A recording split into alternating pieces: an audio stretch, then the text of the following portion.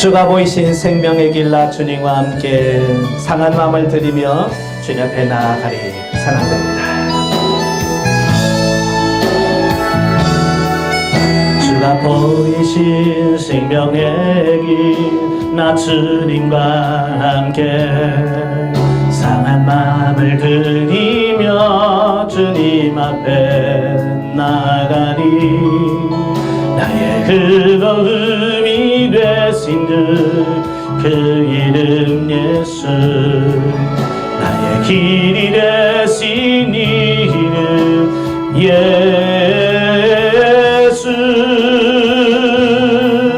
나의 길 오직 그가 하시나니 나를 알려하시는 예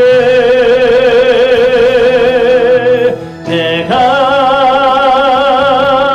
성금같이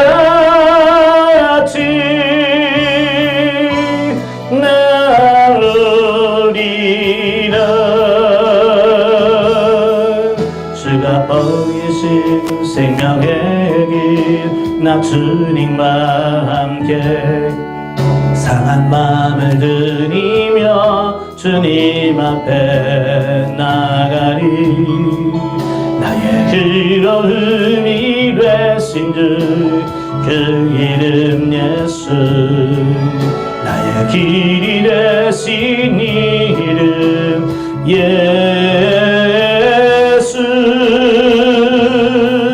나의 길 오직 그가 하시나니 나를 날려하시는 예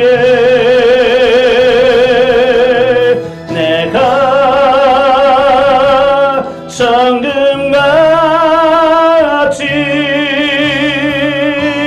나으리라.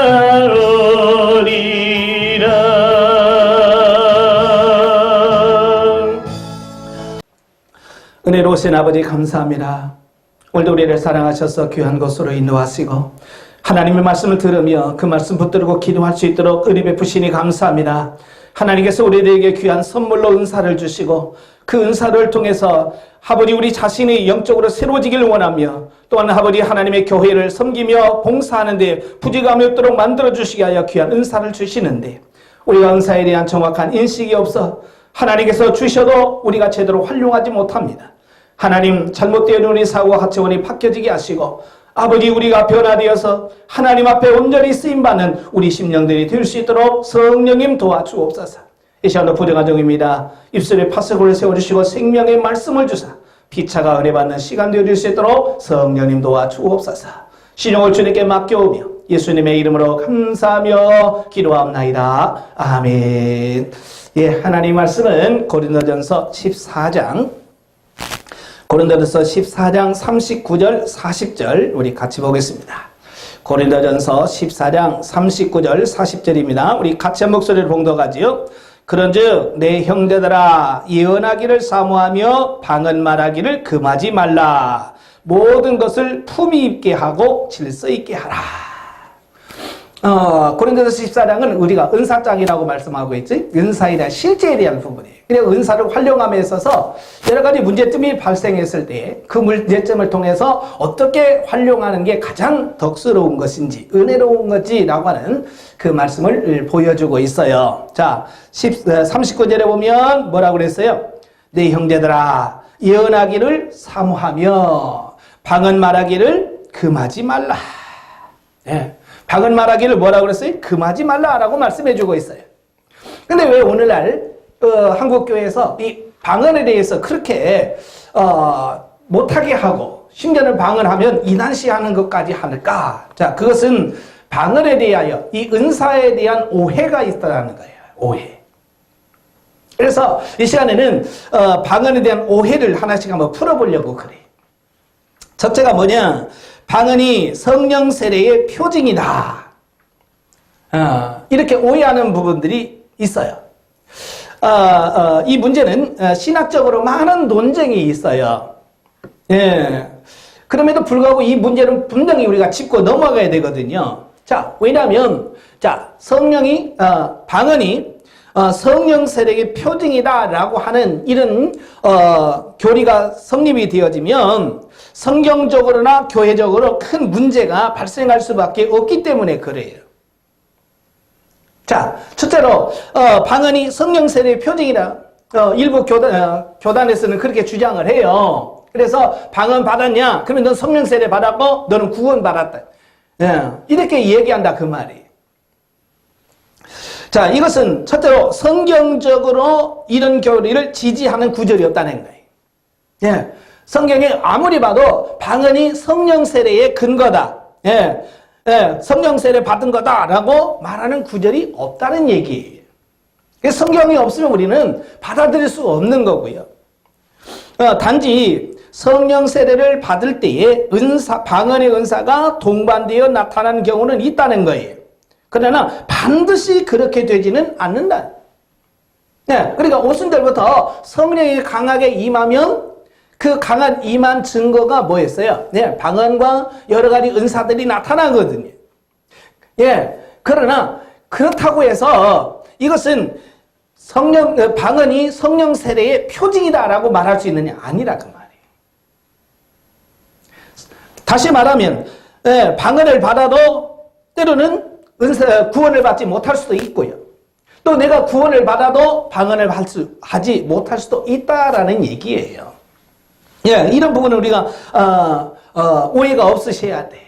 물론 이 성령 세례를 받을 때에 주로 많이 나타나는 현상 중에 하나가 뭐냐면 방언이죠. 그래서 오순절에도 성령 임할 때 저 사람 각 사람이 각종 방언을 했다 그랬지. 또 사도행전 10장에 보면 고넬료의 집에서도 역시 베드로가 뭐라고 그래요? 우리들과 똑같이 그러니까 오순절에 임했던 그 성령의 역사가 고넬료의 집에 똑같이 일어나게 되고 또 사도행전 19장에 보면 사도 바울이 에베소에 가서 그 12명쯤 모인 자들에게 너희가 성령을 받았느냐? 그러니까 뭐라고 그래? 우리는 성령이 있다는 것도 못 들었다. 그래서 사도 바울이 그들에게 성령에 대한 이야기를 쭉 하고 나서 그들에게 안수함에 성령이 임하고 은사가 임하고 방언이 임했다 그 말이에요. 자, 이렇게 성령 세례가 임할 때에 은사가 같이 나타나기는 해도 그게 교리적으로 성령 세례는 곧 방언이다. 방언 받으면 곧 성령 세례다라고 하기에는 부족한 부분이 있다라 그 말이에요. 또 그와 같은 교리가 성립되면 왜 안 되냐면 교회 안에서 방언의 은사를 받은 자와 방언의 은사를 받지 못한 자고 이 구분이 생기는 거예요. 무슨 문제냐면 자, 이 방언이 성령 세례의 표징이라고 하는 결론이 내려지면 교회 안에서 방언한다. 당신은 구원 받았어. 이렇게 되어지고 방언을 못한다. 그럼 당신은 구원을 못 받았어 라고밖에 구분 안 된단 말이에요. 그러니까 굉장히 문제가 발생할 수밖에 없는 거예요. 그래서 교회 안에서 서로 방언 받았니 안 받았니? 너 방언에 못 받았네. 그래서 뭐 받았으면 너 구원 받았다. 이 말이 안 된다는 거예요. 그래서 이 방언에 대한 오해 중에서 첫 번째가 방언이 성령 세례의 표징은 아니다 라고 하는 것을 분명히 인식해야 됩니다. 아시겠죠? 고린도 교회가 왜 그렇게 어려워졌냐면 바로 이런 거예요. 바로 이 성령 세례를 방언을 가지고 성령 세례로 인정을 하고 안 하고가 엄청난 문제가 생긴 거예요. 그래서 교회 안에서 방언파 아니면 비방언파 이렇게 나뉘어서 서로 다투고 네가 옳으니 내가 옳으니 라고 이렇게 했다라고 하는 것을 보게 되어집니다. 여러분, 방언 받지 않아도 성령 세례 받을 수 있어요. 또 성령 세례 받았다고 해도 방언 못할 수도 있고요. 그러니까 서로 비방할 것이 아니라 방언을 못하면 방언을 할 수 있도록 서로 권면하고 같이 기도해서 서로가 방언이 할 수 있도록 만들어주는 게 중요한 거지. 뭐 방언하는 사람 못하는 사람 나뉘어서 우리는 엘리트고 구원 못 받은 자 이거 말할 수 없다는 얘기예요. 이 점 오해 없으시길 바라요. 자, 그 다음에 두 번째 오해가 뭐냐면 방언은 기독교인들의 독특한 전유물이다라는 오해가 생겨요. 그러니까 교인들만 성도들만 방언할 거다라고는 생각을 하게 돼요. 그러니까 전에도 말씀드렸죠. 유튜브에 보니까 어떤 분이 그러잖아요. 야, 불교 가서도 방언하더라. 예, 다른 종교에서 방언하더라. 교회에서도 방언하더라. 예, 들어보니까 똑같더라. 그러니까 이거 뭐야? 방언은 사단이 준 거다. 이렇게 결론을 내렸어요. 여러분, 그분은 뭘 모르는 거냐면 기독교인들만 방언하는 게 아니라 그 말이에요. 다른 종파들도, 다른 종교들도, 이단들도 방언을 하더라 그 말이에요. 예.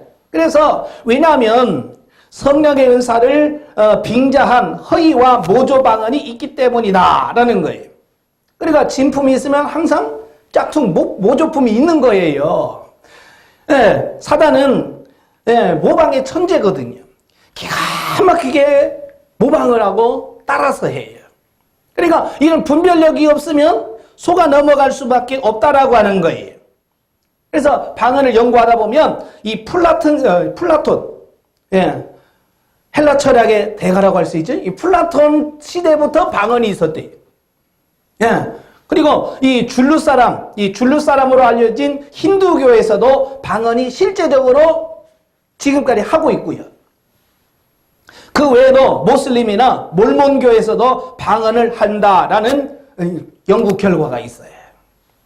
자, 그러므로 우리 기독교인들만 방언할 거라고 하는 생각을 버리셔야 돼요. 예, 아시겠죠? 다른 종교에서 얼마든지 할 수 있다. 단 중요한 것은 뭐냐? 누가 진짜냐? 이게 중요한 거예요. 예? 누가 진짜냐? 예, 우리가 어떤 상품이 나오면 검사를 하잖아요. 어떤 게 진짜인지, 어떤 게 가짜인지. 그래서 어때요? 짝퉁은 어때요? 다 불태우고 그러잖아요. 예, 마찬가지로 우리가 분별을 해서 아닌 것은 추방하고 내쫓고 그래야 될 거 아니에요. 예, 그래서 그들이 하는 그런 방언은 성령의 은사냐? 아니랍니다. 성령의 은사라는 것은 성령을 통해서 나타나는 게 성령의 은사지. 성령을 통하지 않는 은사는 그들이 방언한다고 해서 그들도 역시 성령의 은사인가요? 아니에요. 마귀가 주는 은사예요. 마귀도 은사 줍니다. 예, 예. 그래서 이런 부분들을 분별한다 그 말이에요. 예. 왜냐하면 성령의 은사로서의 방언은 성령의 역사하심을 통해서 나타나요. 예, 그래서 12장에 보면 성령의 나타남은 그랬죠. 은사가 뭐라고 그랬어요? 내 안에 계신 성령님이 나타나는 것. 예? 내 안에 성령님이 계시면 그게 나타난다 그 말이에요. 그 나타나는 게 뭘로 나타나냐? 방언이나 여러 은사들을 통해서 나타난다라고 하는 것이에요. 예, 그래서 다른 종교에서 하는 방언은 뭐냐? 모조품에 불과하다 그 말이에요. 저도 집회를 하다 보면 가끔 그런 분들이 있어요. 예. 가짜 이런 사탄의 방언을 하는 경우들이 있습니다. 예. 그러면 분별해서 기도하면 꽤 그치고 바뀌어지는 것을 보게 돼요. 예. 그러니까 왜 마귀의 방언을 하냐? 예. 물론 영적으로 깨끗하지 못했을 때 주로 회개하지 않고 욕심만 잔뜩 가지면서 은사를 막 사모하면, 그죠? 먼저 회개하고 성령님이 내 안에 들어오기를 기도해야 되는데, 회개하지 않고 그냥 욕심으로, 하나님 나도 방언 줘요, 방언 줘요. 예? 방언 받는데 목적이 두니까 사단이 살짝 준단 말이에요. 예, 그래서, 혼란스러워질 수 있습니다. 제가 전도사 때, 여름에 교인들, 제가 전도사 때, 교인들을 데리고 하늘산 기도원에 기도하러 갔어요. 예, 하늘산 기도원이 어떤 것이냐면 옛날 이천성 목사님 방언 받게 하고 방언 못 받으면 막 뭐라고 하고 심지어 그분이 뭐라고 그러세요? 예? 걔도 방언을 받는데 왜 방언을 못 받느냐 뭐 그런 말까지 하시면서 이 방언에 대해서 굉장히 강조한 그 기도원이에요.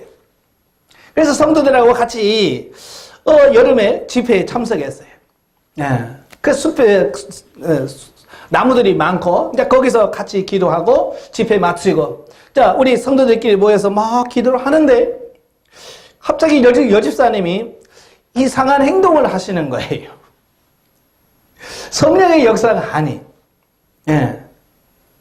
저도 이제 그때는 전도사니까 아직 그런 경험이 별로 없고, 저도 굉장히 당황을 했어요. 예? 눈이 돌아가면서, 하는데, 예사롭지가 않더라고요. 예, 그래서 그때 담임 목사님이 바쁘셔서 못 가고 제가 인솔해서 갔거든요. 그래서 중지시키고 다 같이 이분을 위해서 같이 기도하자. 그래서 같이 기도한 적이 있어요. 그런 걸 보면서 이렇게 기도하는 곳에도 악한 것이 역사하는구나. 그걸 제가 경험을 했거든요.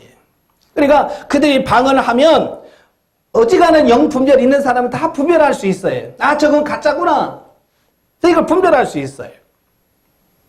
또 한 번은 제가 아래 지역에 교회 집회를 갔는데 어느 분이 저한테 와서 목사님 제 방언이 진짜인지 가짜인지 좀 점검 좀 해주세요. 다른 사람이 그러는데요. 제 방언이요 아니래요. 그런 말씀을 하시죠. 그래서 그러냐 한번 해보자. 그래서 그분하고 한번 방언해보시오. 그래서 같이 방언을 막 하는데 방언이 아니에요. 성령께서 내게 뭐라고 말씀하냐면 이건 연습한 방언이고 훈련되어진 방언이다. 이렇게 말씀하시는 거야. 그러니까 뭐냐면 그 교회는 막 방언을 하고 막 기도를 하거든요. 그러니까 자기만 방언 못하니까 옆에 있는 따라한 거예요. 예?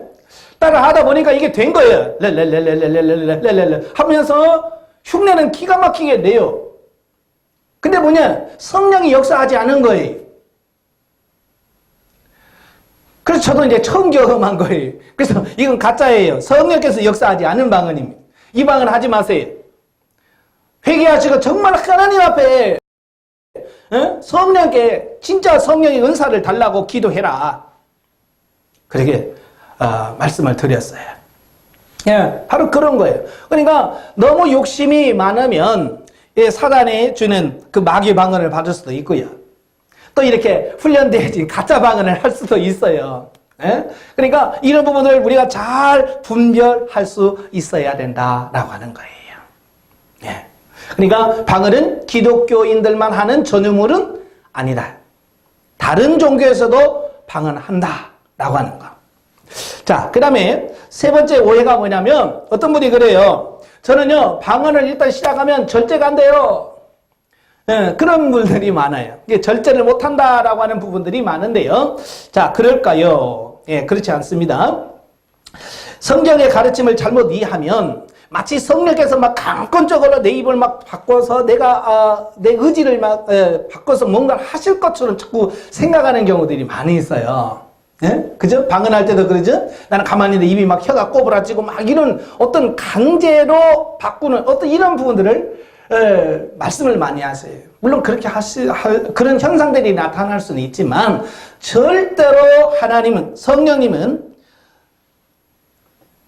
강압적으로 하지 않으시더라는 거예요. 다시 말하면 우리의 의지와 상관없이 막 하시는 것은 성령이 아니다라는 것을 분명히 인식하셔야 돼요.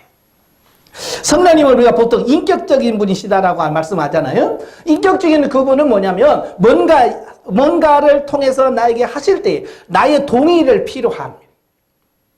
그래서 내가 그래요 하나님 하세요 라고 성령님께 내 자신을 맡겨드리면 그때서 저를 하는 거예요. 근데 사단은 강제적으로 합니다. 내 의지와 상관없이 마귀 들린 사람 보세요. 자기 의지와 상관없이 하잖아요. 그죠? 자기 의지와 없이 막 헤헤헤거리고 실실거리고 자 그러잖아요. 왜냐하면 마귀들은 그 의지를 상쇄시켜요. 물론 마귀도 인격적이에요. 인격적 존재예요. 그래서 마귀도 내가 허락하지 않으면 들어올 수 없습니다. 내가 들어오도록 허용을 해야 돼요. 그래서 그러니까 그러니까 귀신이 마귀 들린다고 그러죠. 보통 귀신 들린다고 그러지. 그 초기에 있을 때는 그 사람의 의지가 있을 때는 금방 나갑니다. 왜냐하면 그 사람 의지를 내서 너 나가! 그러면 나가거든요. 근데 이게 시간이 오래 지나면 이게 의지가 마귀에 의하여 상실돼버려요. 자기가 어떤 뭘 하고 싶은 의지가 전혀 없는 거예요. 그냥 마귀가 시키면 시킨 대로 하고 그려져 버려요. 정말 그럴 때는 어려워요. 왜냐하면 의지를 들여서 너 나가, 난 너 싫어, 난 예수 그리스도가 좋아라고 해야 되니 그 말을 못해. 참 그래서 어려운 부분이 있거든요. 그러니까 사단은 강제적이고 무력화시킴을 통해서 뭔가를 하는 거예요. 근데 성령님은 전혀 그렇지 않더라라고 하는 것을 보게 되어집니다.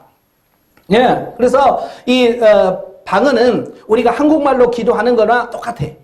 내가 의지를 들여서 하고 할 때 할 수 있고 내가 그만해야지라고 딱 그칠 때 같이 그쳤습니다. 자, 이게 중요하다는 거예요.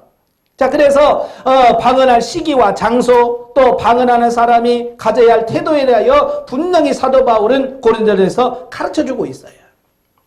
예. 그래서 만일 누가 방언을 말하거든 두 사람이나 다불과 세 사람이 차서를 따라하고 한 사람이 통역할 것이요 만일 통역하는 자가 없거든 교회에서는 잠잠하고 자기 및 하나님께만 말할 것이요. 고린도전서 12장 27절부터 28절에 말씀해 주고 있습니다. 예, 14장이죠. 예. 그러니까 이건 뭘 말하냐면 이 초대교회는 방언을 개인적으로 하나님께 기도만 하지 아니하고 이 공회, 이 공예배 때에 방언 기도를 했어요. 예. 그래서 방언 기도라는 게 뭐냐면 뭐 우리처럼 이렇게 같이 막 통성으로 기도합시다 그게 아니라 그 앞에 나와서 대표적으로 방언을 하고 그 옆에 방언 통역하시는 분이 그 방언을 통역해주는 그런 예배가 있었어요. 네. 그러니까 오늘 기도하실 분 그럼 나오면서 그분의 방언으로 기도합니다. 방언으로 기도하면 옆에서 통역을 해주고 자 그런 이런 방언하면서 질서 정연하게 만약에 이때 절제가 안 돼서 통역해야 되면 막 해대면 그거 어떻게 이게 되겠어요? 절대로 안 돼. 그래서 사도 바울이 뭐예요? 방언을 말하려고 하면 두 사람이나 많아도 세 사람까지만 해라. 예, 세 사람까지만 하고 한 사람이 통역할 것이고 통역하는 사람이 없으면 교회에서는 잠잠하고 이 교회라고 하는 것은 공예배에서는 잠잠하고 하나님께만 자기와 하나님께 개인적으로만 하라 그 말이에요. 예, 아시겠지? 예, 그래서 예를 들어서 주일날 대표기도 하세요. 나와가지고 대표기도를 방언으로 막 기도한다면 어떻게 되겠어요? 문제가 심각해지겠지? 예, 바로 그런 부분이에요. 지금은 이제 공예배 때 방언 기도 안 하잖아요. 그죠? 누가 통역이 있고 그를 안 하잖아요.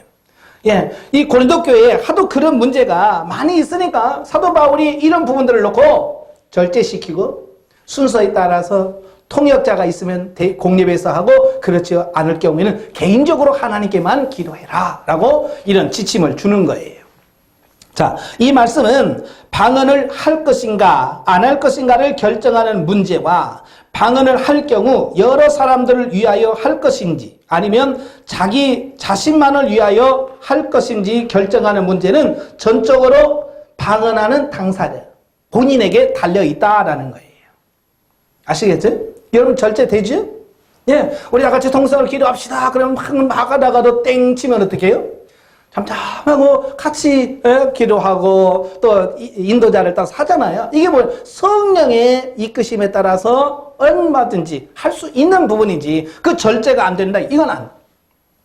가끔 보면 절제를 못 하시는 분들이 있긴 해요. 그죠? 집회 같은 데에서 그냥 막 통성으로 기도합시다 그러면 땡 했는데도 막 혼자 막 가는 분들이 있거든요. 예? 그런 부분들은 절제가 필요하다라는 겁니다. 자, 내가 방언을 할 거냐 안 할 거냐, 그칠 거냐, 한국말로 할 거냐, 방언말로 할 거냐 누가 결정한다고요? 본인이 결정할 수 있다라고 하는 거예요. 근데 내가 마음대로 할 수 없는 것은 뭐냐? 방언 기도의 내용만큼은 내가 어찌할 수가 없어요. 그러니까 내가 이런 기도하고 싶어요 라고 해서 성령께서 그런 기도를 해주는 건 아니에요.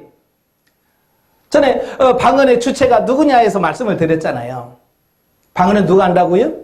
내 영이. 근데 그 내 영이 누구라고 그랬어요? 나 인간의 영이 아니라 성령님이라고 분명히 말씀을 드렸어요. 그러니까 성령님이 내 안에서 내 육체와 더불어 하나님께 기도하는 게 방언이에요. 그리고 방언 내용은 내가 결정하는 것이 아니라 내 안에 계신 성령님이 결정해서 하는 거예요. 그러니까 내가 이렇게 저렇게 내용을 바꿀 수는 없어요. 그러나 방언을 하고 안 하고는 내가 결정해 줄 수 있다라는 것을 보게 돼요. 그러니까 절제는 얼마든지 가능하다라고 하는 거예요. 자, 그 다음에 이제 네 번째 뭐냐?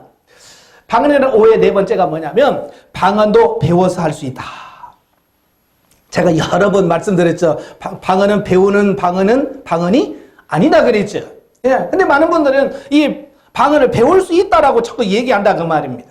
자, 신약 성경에 쓰인 방언의 원어적 의미 중에서 뭐냐면 배우지 않았으나, 이게 중요한 거예요. 그러니까 방언은 뭐냐? 배운 언어가 아니라 그 말이에요. 배우지 않는 언어다. 어떤 분은 그래, 외국어를 하면서, 그래, 영어를 막 하면서 나 얼마나 방언 잘하냐? 그래서 막 외국어를 하고, 심지어 교회 와서 방언할 때 영어로 막 기도하시는 분도 계셔요. 그러면서 자기는 방언한다는 거예요. 그건 자기가 배워서 습득한 언어잖아요. 그지? 그래서 그 엄밀히 말하면 그건 방언이라 할 수 없어요. 그래서 원어적 의미에 보면 배우지 않았으나, 배우지 않은 언어란 말이에요. 예, 그래서 배우지 않았으나 알아들을 수 있는 말이라고 말씀해주고 있고요.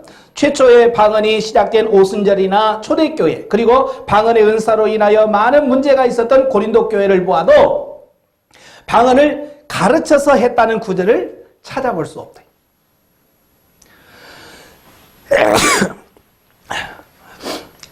이게 중요한 거예요. 성경에 어느 구절도 방언 학교가 있어서 방언을 가르쳤다, 누구한테 배웠다는 말이 없어요. 그냥 기도하면 성령께서 역사하셔서 성령께서 말하게 하시니까 말을 하는 거란 말이에요.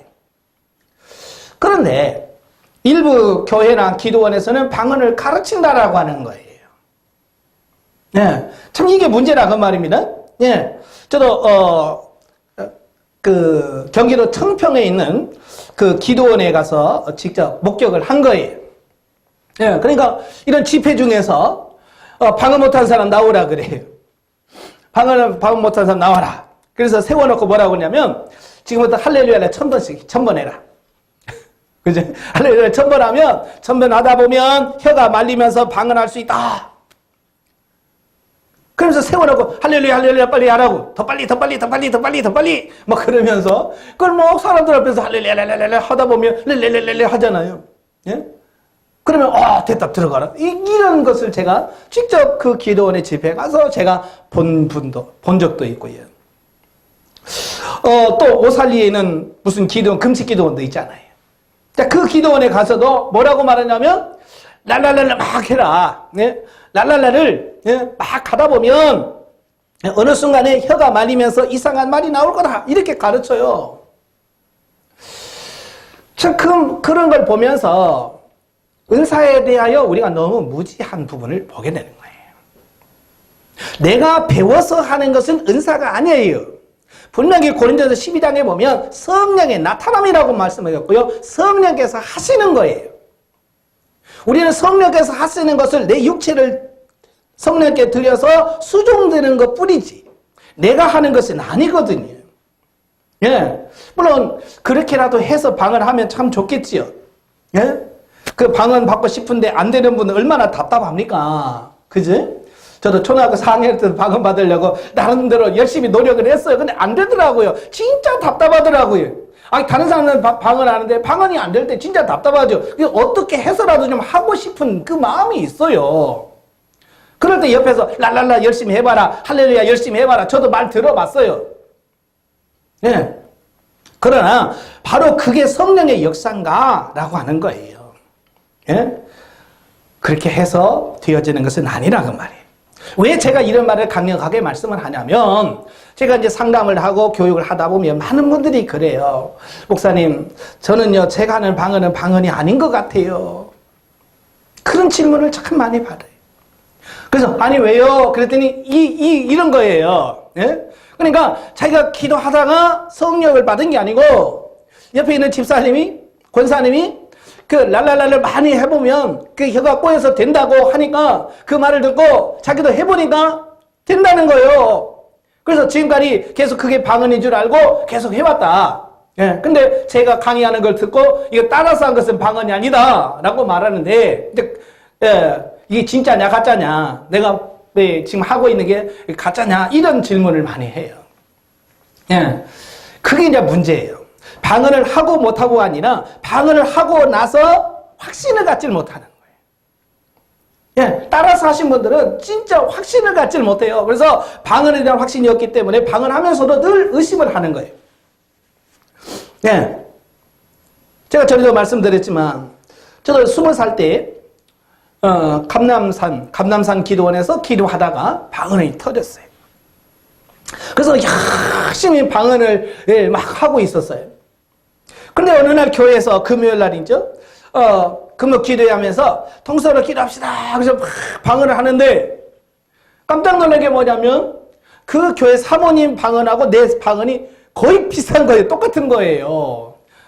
예, 정말 배우고 따라서 한 건 아닌데, 예? 근데 비슷한 거예요.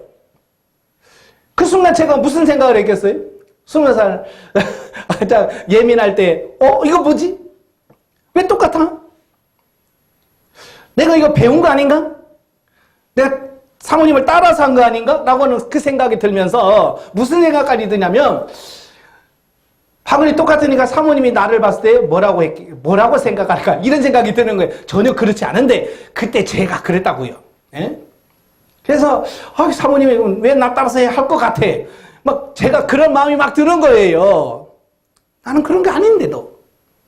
그래서 사모님 앞에만 가면 방언 기도를 못 하겠는 거예요. 창피하고. 예? 너 왜 나 따라서 해야 할 것 같아서. 그분은 절대로 그런 적이 없어요. 근데 내가 그냥 내 생각이 그렇다고 그냥 자신이 없는 거예요. 방언만 하면.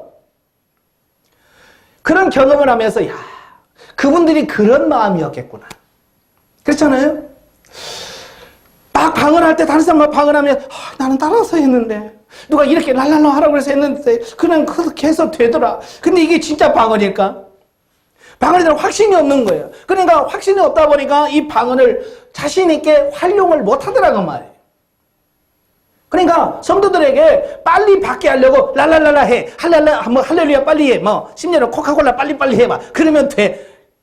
물론 그렇게 하다 보니까 말은 어떻게 될 수는 있지만 정말 중요한 확신을 놓치는 거예요. 은사에 대한 확신이 없는 거예요. 그러니까 빨리 받기는 했지만 활용할 때 자신이 없어요. 예.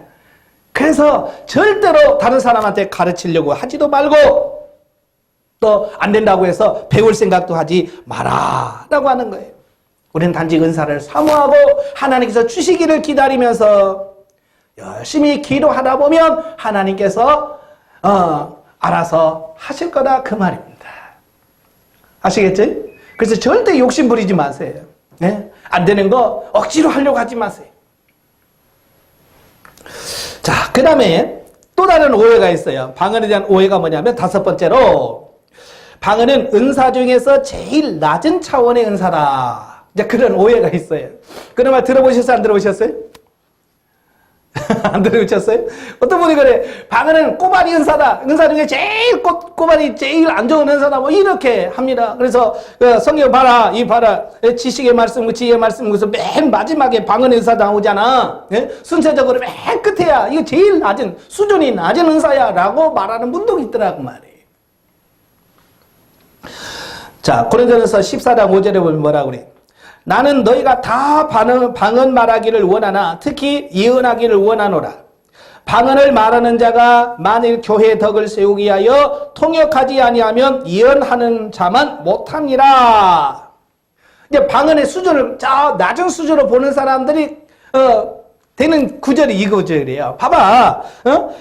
교회의 덕을 세우기 위하여 통역하지 아니하면 예언하는 자만 못하다고 그랬잖아. 그러니까 예언은 굉장히 높은 거고 방언은 급수가 낮은 거야. 차원이 낮은 거야. 라고 자꾸 이 말씀을 가지고 오해를 하는 이런 부분들이 있다 그 말이에요. 과연 그럴까? 자, 그렇게 물론 생각할 수도 있겠지만 그분은 성경 전체를 보지 못하는 분을 말해요. 성경의 의미를, 문맥을 제대로 이해하지 못한 부분이라고 볼 수 있어요. 자, 고린도서 12장에 보면 사도 바울이 그 성령의 9가지 이야기를 쭉 이야기하면서 뭘 얘기하냐면 몸의 지체와 연결시켜요. 그죠? 고린도서 12장에 보세요. 12절부터 보면 몸은 하나인데 많은 지체가 있고 몸의 지체가 많으나 한 몸과 같이 그리스도도 그러하니라 그랬잖아요. 그러니까 이 방언이 9가지가 있지만 이것은 따로따로 구분도 하지만 이건 뭐예요? 하나라는 거예요. 하나. 서로 연합되어서 해야 된다는 것을 말씀해주고 있는 거예요. 다시 말하면 뭐냐? 하는 역할이 각기 다르다. 이야기를 하고 있는 거예요. 자, 우리 몸 중에서 어느 신체 기관이 제일 중요해요? 다 중요하죠? 그런데, 심장이 제일 중요하지. 왜냐면 심장 못 치면 모든 게 끝나니까. 예, 그래서 군인들이나 경찰들이, 어디 나갈 때 방탄복을 입잖아요. 방탄복을 때 어디다 입어요? 가슴. 이 심장을 보호하는 부분이거든요. 왜? 다른 장기들은 좀 파손돼도 살 수 있어요. 근데 심장이 파손되면 죽을 수밖에 없거든요. 예, 그만큼 중요해요. 자, 그런데 심장만 딱 대놓고 요게 사람이다. 그게 말이 됩니까? 안 됩니까? 제일 중요하니까 이게 사람이 아니라 그 말이에요. 내 건강한 신체 속에 심장이 있을 때 그게 제 역할을 하는 거지. 심장만 따로 제일 중요하니까 이것만 따로 이게 사람이야 라고 할 수는 없다 그 말이에요. 은사도 마찬가지라 그 말이에요. 은사 하나만 딱 가지고 요게 진짜고 요건 가짜예요. 뭐 이렇게 할 수 없다는 얘기예요. 자, 고린도전서 12장 21절부터 25절까지 보면 그러죠. 예, 눈이 손들어 내가 너를 쓸 데가 없다 하거나 또한 머리가 발들어 내가 너를 쓸 데가 없다 하지 못하리라. 그뿐 아니라 더 약하게 보이는 몸의 지체가 도리어 욕이 나고 우리가 몸에 덜 귀히 여기는 그것들을 더욱 귀한 것으로 입혀주며 우리 아름답지 못한 지체는 더욱 아름다운 것을 얻느니라. 그런즉 우리는 아름다운 지체는 그럴 필요가 없느니라. 오직 하나님이 몸을 고르게 하여 부족한 지체에게 귀중함을 더하사 몸 가운데 분쟁이 없고 오직 여러 지체가 서로 같이 돌보게 하셨느니라. 예, 아주 중요하다 그 말입니다. 여기서 뭐가 중요하고 나쁘고 막 이걸 따지는 게 아니에요. 우리 몸에 보면 그러잖아요. 눈이 손들어. 야, 너 보지도 못하는 게 왜 필요해? 너 없어져. 이렇게 할 수 있어요? 아니잖아요. 눈은 눈대로서의 기능이 있고 역할이 있는 거예요. 그래서 눈은 눈의 역할을 하고요. 손은 손의 역할을 해야 되는 거예요. 눈이 손의 역할을 못합니다. 손도 눈의 역할을 못해요. 물론 손이 눈의 역할을 할 수도 있죠. 깜깜해서 눈이 전혀 안 보일 때는 어떻게 해요? 더듬해서 예? 눈의 역할을 조금 하긴 하지만 이거 눈의 역할하고 이 손이 더듬어서 가는 거고 이건 차이가 나잖아요. 예? 그래서 손은 손대로서 역할이 있고요. 발은 발대로 역할이 있고 다 자의 역할이 있고 그 역할을 제대로 감당할 때 그걸 뭐래? 건강한 육체다라고 말하는 거예요.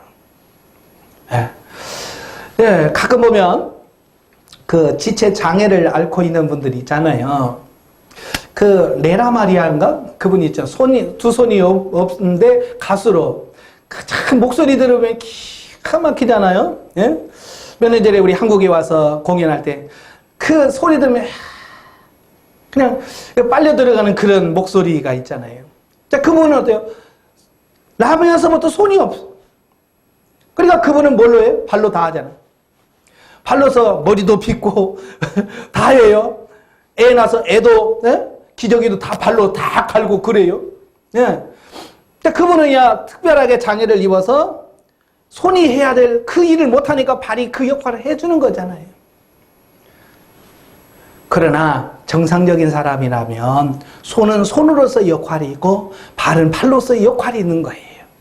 다시 말하면 방언은 방언으로서의 역할이 있고 예언은 예언대로 은사가 있고 통역은 통역으로 은사가 있고 신유는 신유로서의 은사가 그 역할이 있는 거지. 서로 이걸 급수를 따져서 뭐가 제일 낫고 뭐가 나쁘고 너는 무슨 꼬바리 은사 이런 것을 할 수가 없다라고 하는 것을 보게 되어지는 거예요. 아시겠죠? 그래서 은사를 자꾸 나누지 마세요. 그 14장에서 사도 바울이 그런 말을 한 것은 왜냐면 그 역할 때문에 그러는 거예요. 왜 방언이 예언만 못하느냐? 자, 그 역할이 다르다고 그랬어요. 방언은 하나님과 영적 교제, 자기 덕을 세우기 위해서 주신 은사예요. 그러니까 개인적으로 하나님과 교제하고 대화하고 이게 방언의 은사고요. 예언은 뭐냐? 예언은 깨달아진 것을 하나님의 말씀을 이 대중들에게 전하는 역할이 예언이거든요. 그죠? 그러니까 하나님의 뜻을 깨달아서 전하는 역할이 예언이에요. 역할이 다르다니까요. 그러니까 설교하면서 제가 방언으로 막 하면 안 되잖아요. 그러니까 깨닫지 못하는 1만 마디 방언보다 깨닫는 한 마디가 유익한 이게 뭐예요? 방언으로 막 설교하는 것은 의미가 없어요. 그러나 방언 기도하면서 깨달아진 것을 여러분이 알아들을 수 있는 말로 탁 하면 아멘 되잖아요. 바로 그 얘기를 하고 있는 거지. 예? 방언이 예언만 못하다. 예. 은사의 그 지나친 낮은 수준인데 이렇게 말할 수는 없다는 얘기예요. 예. 이 부분 정확하게 이해하시면 좋겠고요. 자, 여섯 번째 방언에 대한 오해가 뭐냐면 방언하는 사람들은 지나친 감정주의자나 열광주의자들이다. 쉽게 말하면 광신자다. 자, 이런 오해가 있다 그 말이에요. 자, 물론 이제 방언하는 사람들을 보면 좀 특별하시고 유별나신 분도 있어요. 그죠? 그러니까 막 큰 소리로 기도하고 때로는 막 울기도 하고 부르짖기도 하고 막 그러잖아요. 그래서 때로는 시끄럽기도 하고 조용히 기도하는 사람들에게는 좀 방해가 될 수도 있어요. 예. 자, 그런 이유 때문에 그들에게 이런 감정에 치우쳐서 또 광신자야, 뭐 열광주의자라고 낙인 찍을 필요는 없다는 얘기예요. 그래서 보통 보면 교회에서 방언 기도하는 사람들은 뭐라 그래? 저 광신자들. 그래서 교회 안에서도 그들을 이렇게 따돌리는 어떤 이런 부분이 있거든요. 자, 그러지 말라 그 말입니다. 자, 이러한 편견은 성경의 말씀이나 교리의 근거에서 생긴 것이 아니라 단지 자신이 드려지는 예배 스타일의 차이에서 생겨난 것이라고 볼 수 있다.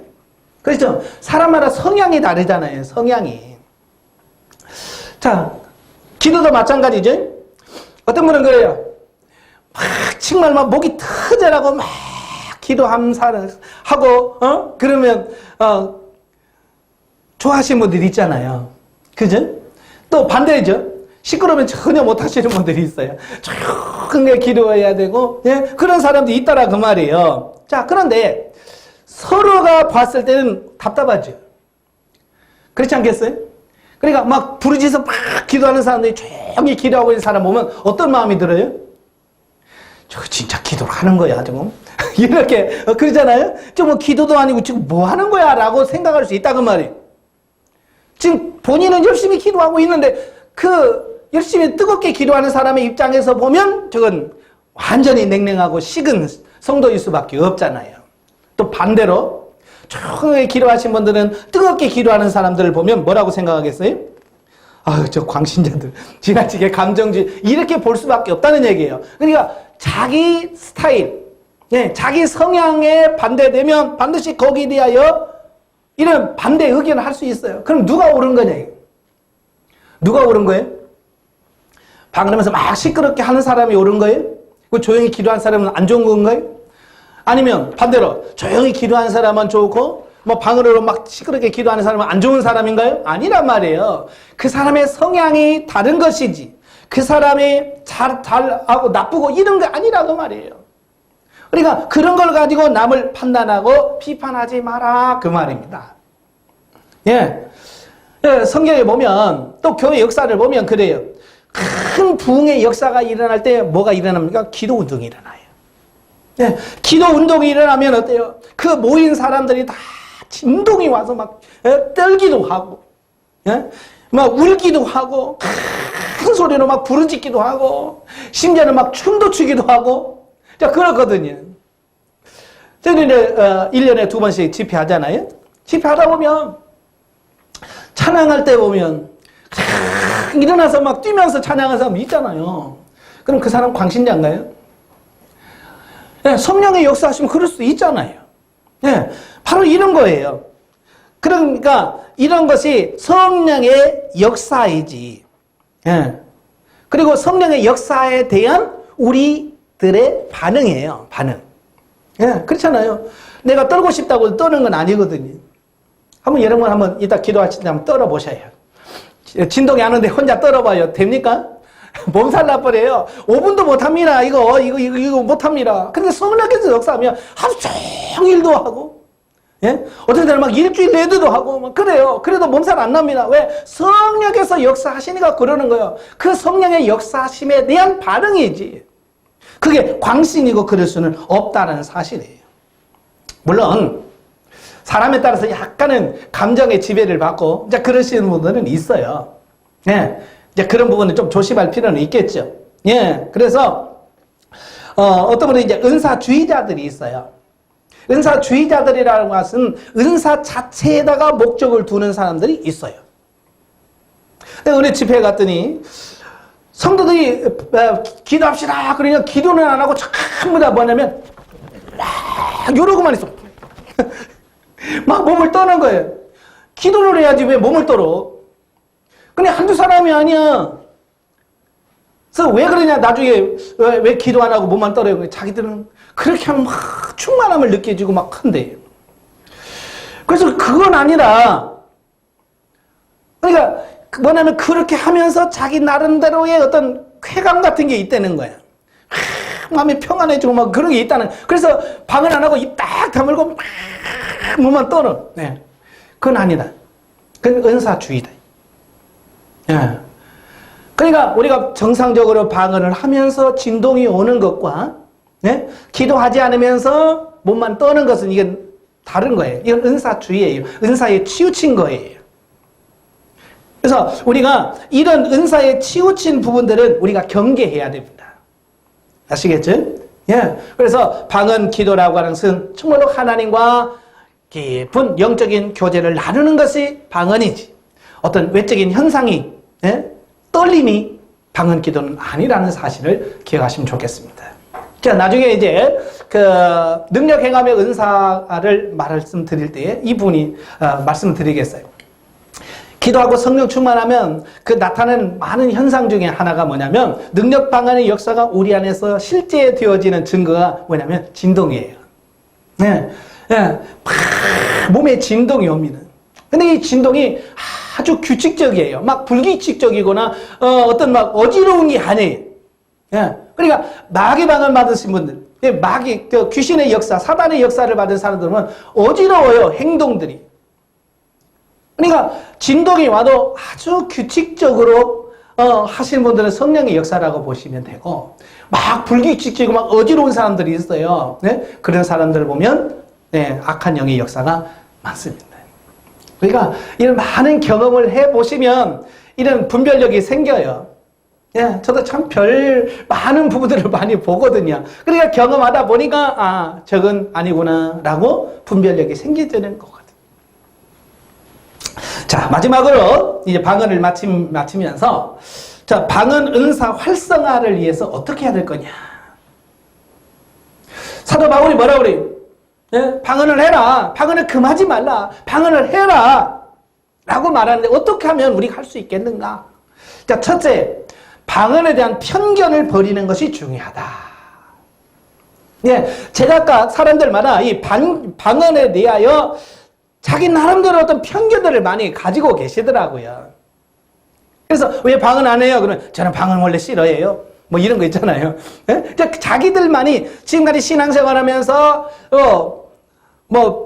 기도와 방언 기도하는 사람들의 모습을 봤든지, 방언 기도는 열심히 하는데 삶에서 모범이 안 보인다든지, 뭐 이런 거 있잖아요. 그런 거 보면서 방언하는데 뭐 실제로는 뭐 사람들 엉망으로 사는, 그 뭐 방언 기도 하나마나 똑같으냐, 나 하나님, 이런, 그게 뭐냐? 편견이에요. 자기만의 편견이요, 고정관념이라고 말이에요. 바로 이런 것들이 자기를 방언 기도하면서 하나님께 나아가는 길을 방해하고 막는 역할을 하더라고 말이에요. 그러니까 그런 편견을 바꾸지 않으면 그 사람은 어때요? 죽을 때까지 방언 못할 수 있다 그 말이. 네. 꼭 방언을 해야 천국 가는 건 아니에요. 분명히 아까 말씀드렸어요. 아니에요. 그러나 방언을 못하는 것보다는 방언하면서 하나님과 더 깊은 교제를 나누는 것이 훨씬 더 낫다는 얘기예요. 그러니까 이런 편견을 가지고 있으면 안 된다라고 하는 것을 보게 되어집니다. 예? 특별히 이 목회자들 중에서 이제 그런 분들이 많아요. 예. 그래서 교회에서 일체 방언을 못하도록 하는 분들이 있어요. 본인의 그 잘못된 편견 하나가 교회 전체, 하나님이 준 은사를 활용하지 못하도록 막는 이런 부분도 있습니다. 그래서 은사 자체가 나쁜 것이 아니라 은사자의 문제라 그랬죠. 첫 시간에 제가 그랬어요.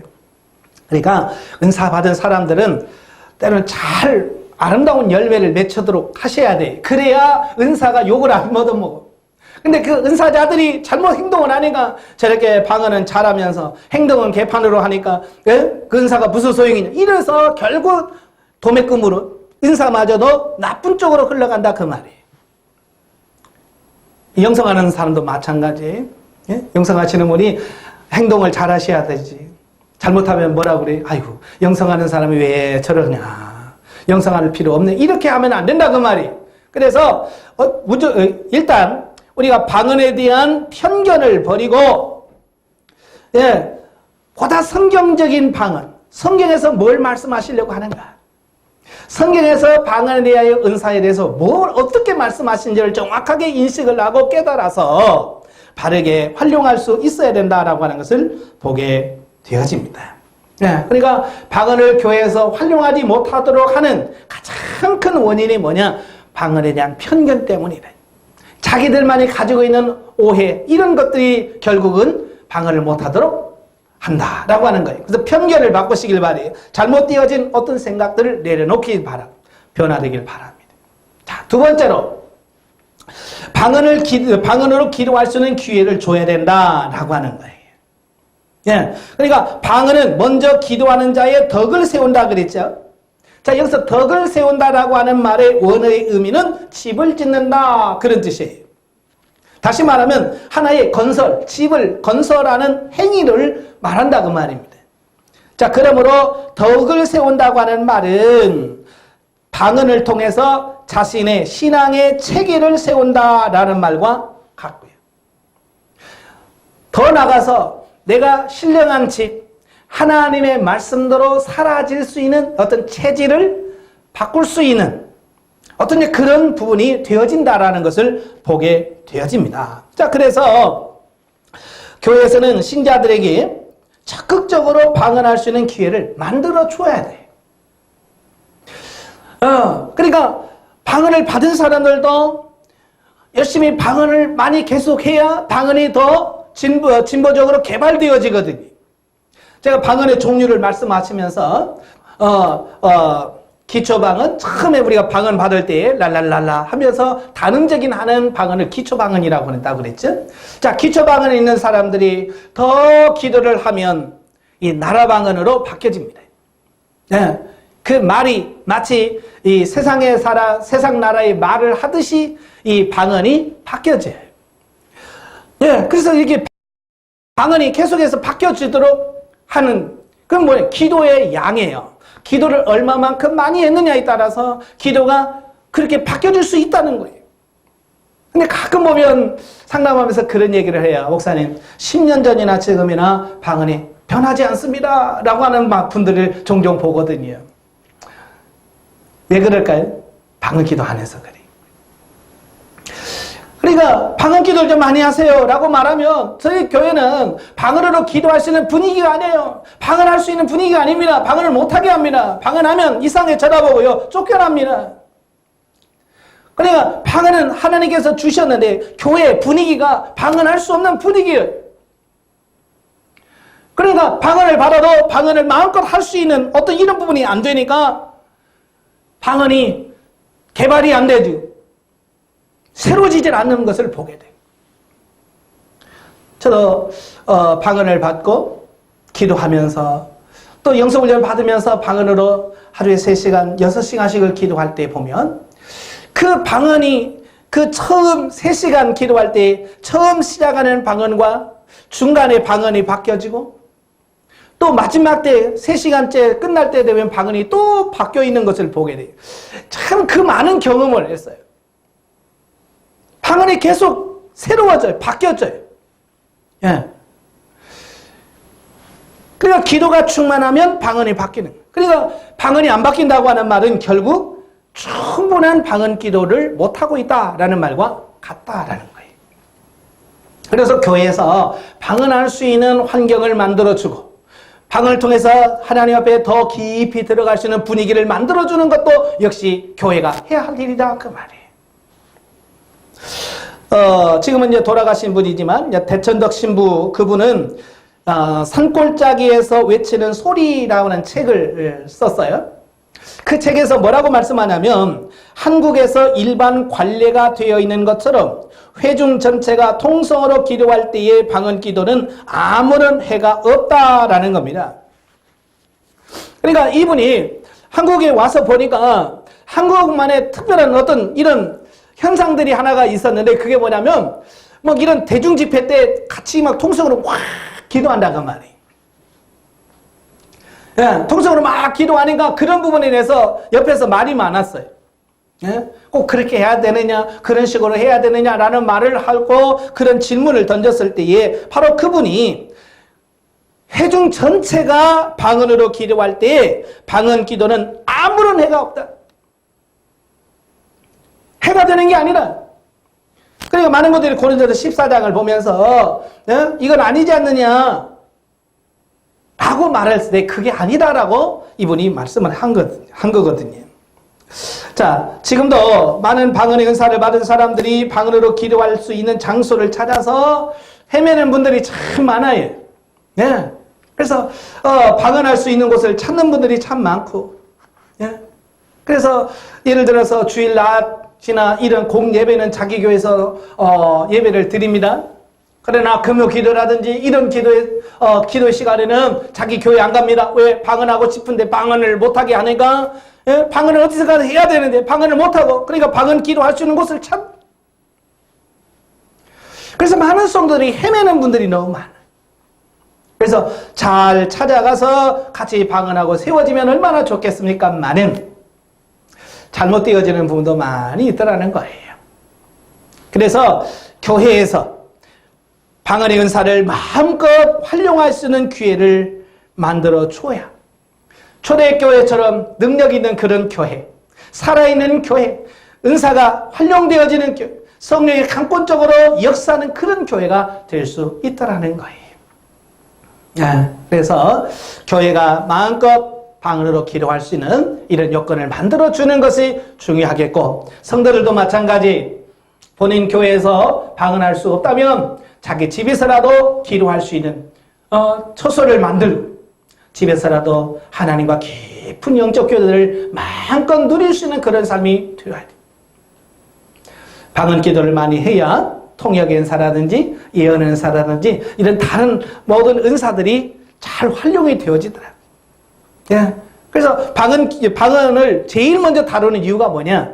방언 기도를 함으로써 다른 은사들도 같이 활용되어질 수 있는 이런 부분이 나타나기 때문에, 방언 기도가 중요하기 때문에 방언을 제일 먼저 다루고 있다라고 하는 것을 기억하시기를 바랍니다. 자, 총 정리해 보겠습니다. 방언이라고 하는 말은 헬라어로 글로사라는 말입니다. 혀의 말이다. 그러니까 성령께서 우리 안에 임하시면 하나님과 영적인 교제를 하게 돼요. 내 안에 계신 성령님이 내 육체와 더불어서 하나님과 비밀 언어로 교제하게 됩니다. 그래서 사도 바울도 뭐라고 그랬어요? 비밀 언어다 알아듣는 자가 없다 그랬어요. 그래서 방언을 알아들으려고 하지 마세요. 방언을 알아들으려고 하지 말고 하나님과 더 깊은 교제를 통해서 하셔야 돼요. 물론 방언 통역을 통해서 무슨 방언을 하고 있다는 것을 깨달으면 더 좋겠지요. 그래서 사도 바울이 뭐라고 그랬어요? 방언을 하는 자는 통역하기를 구할지니 기도하라고 그랬어요. 기도하시면 그 통역이 되어지면 바로 예언과 동일한 효과가 나타나는 것을 보게 되어지죠. 자, 방언을 통해서 하나님과 교제하는 부분이라는 사실을 잘 기억하시고 하나님과 영적인 더 깊은 교제가 풍성하게 일어나기를 주의 이름으로 축원합니다. 기도하겠습니다. 은혜로우신 아버지 감사합니다. 오늘도 우리를 사랑하셔서 귀한 말씀을 들었습니다. 우리가 방언의 은사를 활용하면서 여러 가지 오해들을 가지고 있었습니다.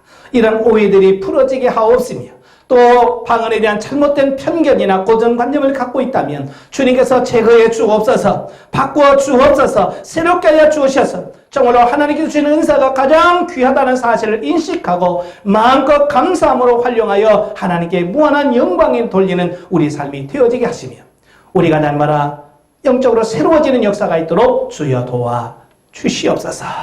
예수님의 이름으로 감사하며 기도합나이다. 아멘.